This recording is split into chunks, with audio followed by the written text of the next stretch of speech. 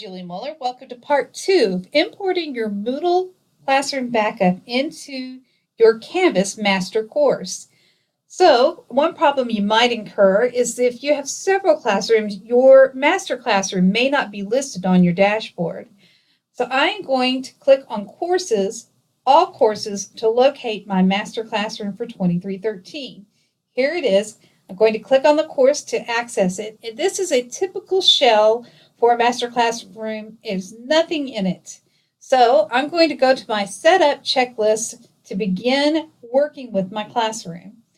The first thing on the list is import content. I select that. I have another button here. Click on import content. And the first thing you have to do is tell it what type of content you're importing. I'm importing a Moodle 1.9/2.0 database. Now I need to go locate that backup that I created in part 1. I created it in my Canvas training folder, and here, having wisely named it ARCC 2313, I know exactly which database I need to import. All right, click on that, click open. You must do all content. After it's uploaded, there may be some things you have to adjust. And look, I've got a couple of pages on that. But for right now, you have to do all content, and we can adjust after the import. Things that don't come over correctly or just need a little cleanup. So, all content, click on import.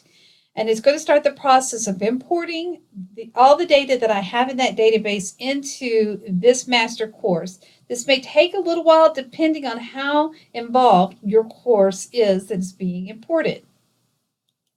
I'm going to unpause this just for a moment so you can see that this screen shows me that the importer is working and running. You can see my progress bar is almost there. It's been going about 15 minutes. I have a pretty large class.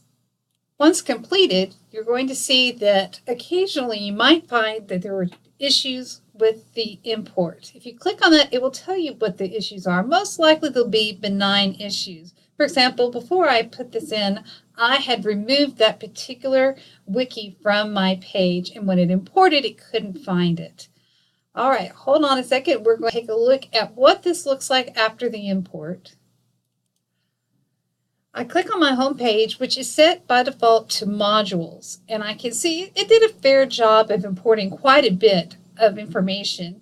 One notable thing is that anything that I had in labels has been turned into a text header.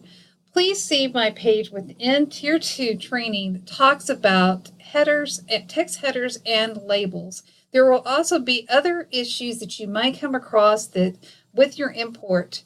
I talk about those issues in the following pages. If you have any questions or problems about backing up your classroom or importing it into Canvas, contact Julie Muller or Cheryl Rodriguez.